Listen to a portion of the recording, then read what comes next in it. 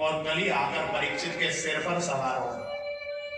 कली को तो अभिवास दिया था सुवर्ण में तुम जाकर रहो, अब कली जब परीक्षित के सिर पर आकर सवार हुआ, कभी भी शिकार न खेलने वाले राजा परीक्षित, उनके मन में शिकार खेलने की इच्छा उत्कंठा जागृत हुई और ये शिकार खेलने के लिए जैसे ही रथ में सवार होकर वन में गए, भटकते रहे, मंत्रियों से बिछड़ गए, सुरक्षागार बिछड़ गए और राजा परीक्षित को भूख लगी, प्यास लगी, शाम का समय हो गया, कहीं भी जलाशय नहीं दिखा, दूर एक झोपड़ी दिखाई दी, उस झोपड़ी में जब पहुंचे, दरवाजा खटखटाई, भीतर से कोई आवाज नहीं आई, तब तो राजा परीक्षित ने लात से उस दरवाजे को भीतर की ओर धक्का दिया और भीतर प्रवेश कर गए।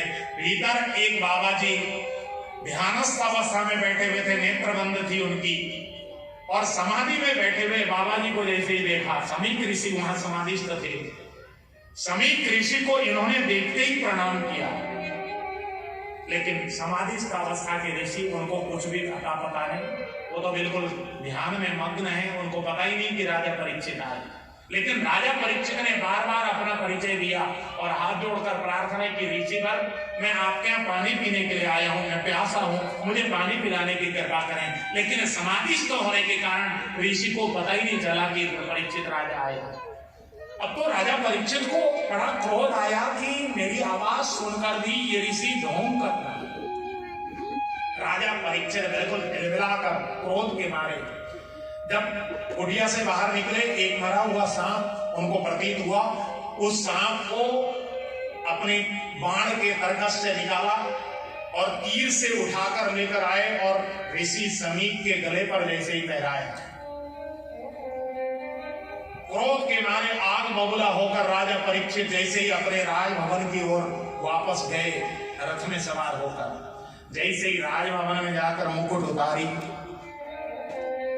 ग्लानि से भर गए राजा परीक्षित आए, मैंने ये क्या किया, मैंने एक संत का अपमान किया, वो भी समाधिस्थ अवस्था के संत का।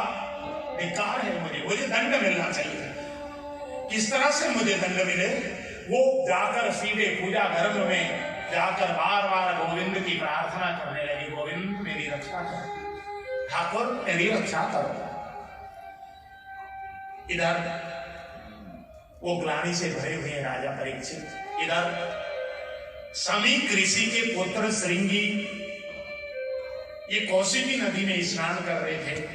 वहां जाकर समीक ऋषि के शिष्य ने जब सूचना दी, श्रृंगी तुम यहाँ स्नान कर रहे हो, तुम्हारे पिता के गले पर राजा परीक्षित ने ऐसे ऐसे सांप मरा हुआ डाल करके गया, तुम्हारे पिता का अपमान है, वो तो समाधिस्थ अवस्था में थे। इतना सुनना था, श्रृंगी ऋषि की भौएं फड़कने लगी, शरीर में कंप छूट गया, क्रोध के मारे होंठ फड़फड़ाने लगे, दांतें पिटपिटाने लगी, और उसी समय हाथ में कौशिकी नदी का जल उठाया है श्रृंगी ऋषि ने, और आग बाद वज्रम विससर्जः, वाणी का वज्र प्रहार किया।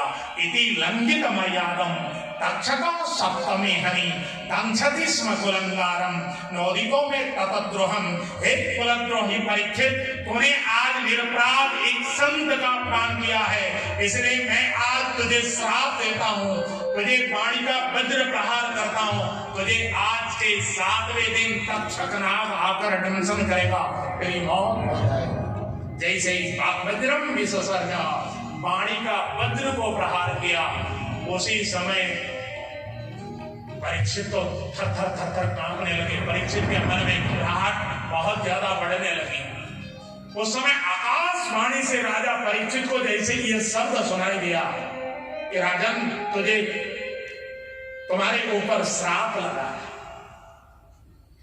तब राजा परीक्षित ने अपने पुत्र जन्मेजय को राजगद्दी पर बैठाया और राजगद्दी पर अपने पुत्र को बैठाकर राज तिलक की है, और स्वयं अपने राज्य में जितने भी विद्वान रहते थे, साधु रहते थे, संत रहते थे, ज्ञानी रहते थे, एक एक ऋषि के घर में, एक एक विद्वान के घर में, एक एक संत के घर में जाकर, कुटिया कुटिया में जाकर मरने वाले व्यक्ति को क्या करना चाहिए, हाथ जोड़कर प्रश्न पूछा है राजा परीक्षित। लेकिन कोई भी साधु, कोई भी पंडित, कोई भी विद्वान, कोई भी ज्ञानी राजा परीक्षित के सामने उपदेश देने के लिए अपने आप को योग्य नहीं मानता।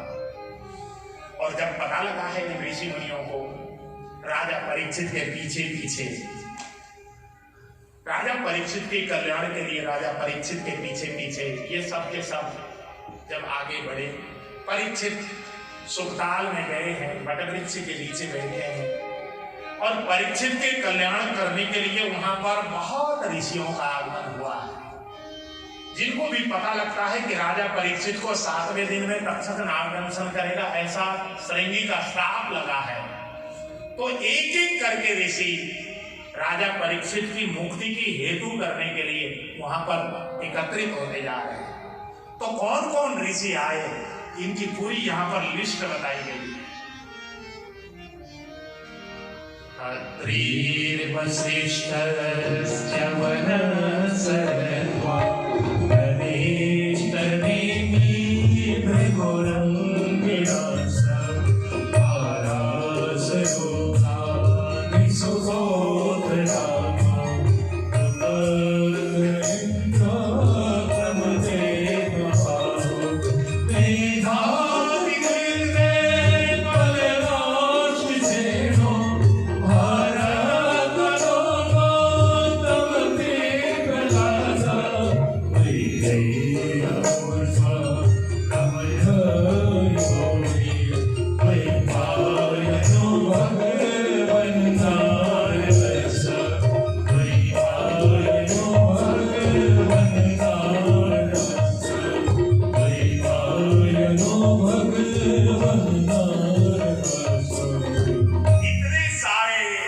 वशिष्ठ आए हैं, पाराशर ऋषि आए हैं, अत्रि ऋषि आए हैं, च्यवन ऋषि आए हैं, पराशर ऋषि आए हैं, स्वयं विश्वामित्र ऋषि आए हैं, परशुराम जी आए हैं, उतथ्य आए हैं। इतने बड़े बड़े ऋषियों का आगमन हुआ है वहां पर।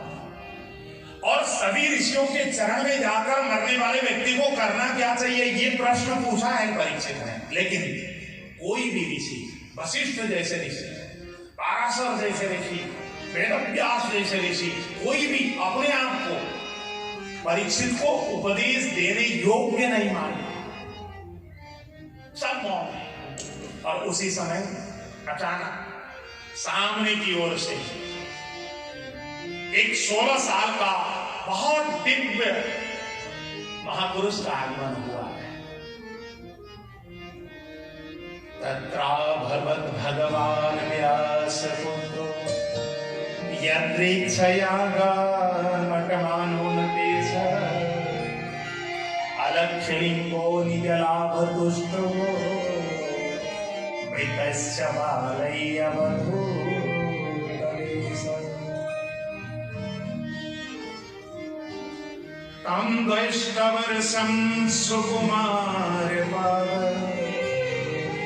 करोरुबाहुं सकपोलगात्रं चार्वायताक्षोन्यसतुल्यकर्णं सुप्तवाहनं कम्बुसुजातकण्ठं।